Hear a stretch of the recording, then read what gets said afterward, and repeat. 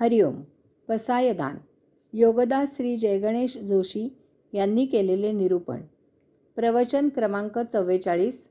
अनुबंध. पसायदान ऐकून एकाने मला सांगितले, ही एक छान भैरवी आहे. त्याच्या कानांना पसायदान गायनामधील फक्त सूर स्वरांनाच महत्त्व होते.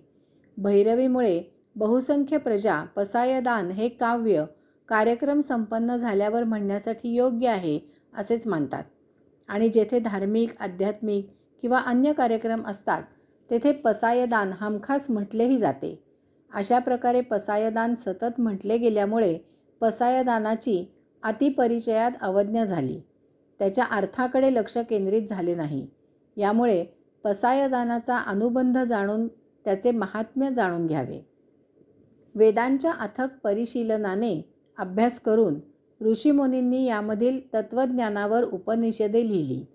अशा प्रकारे वेद आणि उपनिषदे यांचा अनुबंध आहे. अशा अनेक उपनिषदांमधील सारतत्व भगवद्गीतेमध्ये भगवंत श्रींनी सांगितले. अशा प्रकारे उपनिषदे आणि भगवद्गीता यांचा अनुबंध आहे. भगवद्गीतेच्या आधारावर माऊलींनी भावार्थ दीपिका हा ग्रंथ सांगितला. अशा प्रकारे भावार्थ दीपिका आणि भगवद्गीता यांचा अनुबंध आहे.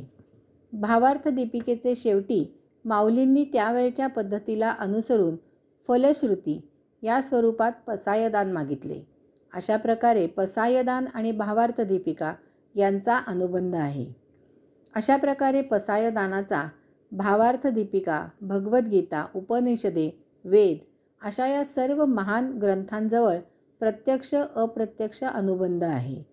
हे सर्व महान ग्रंथ त्या त्या काळाला, त्या त्या परिस्थितीला, त्या त्या वेळच्या मानवी स्वभावाला, त्या त्या काळच्या भाषेला अनुसरून सांगितलेले आहेत. यामुळे पसायदानाचा वेदांपासून माऊलींच्या काळापर्यंतच्या सर्व प्रकारच्या परिस्थितीशी अनुबंध आहे. याचे प्रत्यंतर पसायदानामध्ये सुस्पष्टपणे दिसते. माऊली आणि त्यांची भावंडे यांना राहायला घर मिळाले नाही. त्यांना गावाबाहेर हाकलून दिले गेले. तेथे एक छोटी झोपडी बांधून ते राहत होते. त्यांना कोणी अन्न पाणी देईना. हा झाला शारीरिक छळ. यापुढे एवढ्याने कमी झाले नाही म्हणून त्यांचा पदोपदी मानसिक छळही झाला. त्यांचा पाण उतारा करण्यात आला. त्यांना अपशब्द सहन करावे लागले. शुद्धीपत्रासाठी 4-6 वर्षांच्या मुक्ताईसह पायपीट करावी लागली. असे करण्यामध्ये त्या काळातील स्वतःला विद्वान, पंडित, शास्त्री, ज्ञानी म्हणवणारे होते. यासाठी चिंतन ह्या लेखमालिकेतील माझी पहिली 6 प्रवचने जरूर ऐकावी. असे असूनही या पार्श्वभूमीवर माऊली पसायदानामध्ये म्हणतात, किंबहुना सर्व सुखी पूर्ण होऊने तिही लोकी भजिजो आदि पुरुखी अखंडित. हा काय प्रकारचा अनुबंध आहे. त्यांचा अनन्वित छळ करणाऱ्यांच्या विरुद्ध माऊली काये वाचे मने काहीही बोलत नाहीत, लिहित नाहीत. काहीही कसलीही तक्रार नाही. जणू काही असे काही घडलेच नाही. आणि वर पसायदानामध्ये म्हणतात, किंबहुना सर्व सुखी पूर्ण होऊनी तिही लोकी. सर्व सुखी तिही लोकी कोणाचाही अपवाद नाही. हा मनाचा केवढा मोठेपणा. माऊलींचे अंतःकरण किती विशाल. आणि याला शोभेसे त्यांचे सकल मानवांच्या कल्याणासाठी, अखिल विश्वाच्या कल्याणासाठी पसायदान हा अनुबंध काही विलक्षणच म्हणायचा. माऊलींच्या या अनुबंधाचा प्रभाव त्यांच्या समकालीन सर्व संतांच्या साहित्यामध्ये, स्वभावामध्ये, आचरणामध्ये दिसून येतो. त्या काळात अन्य संतांचाही छळ, अपमान, पाण उतारा केला गेला. परंतु एकाही संताने चुकूनही एक चकार शब्दानेही याबद्दल तक्रार केली नाही.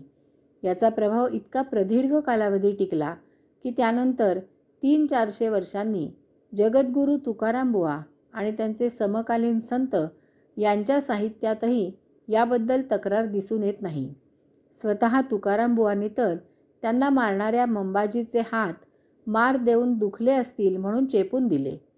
यात एक मजेशीर विरोधाभासी अनुबंध दिसून येतो.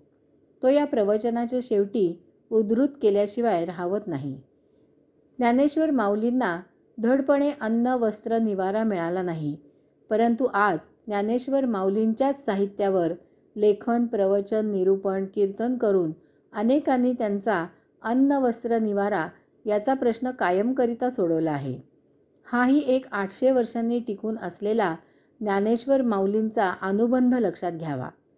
याचाच धागा पकडून आता आपण जाणून घेऊ ओव्यांची अनुबंधनात्मक रचना. हरिओम.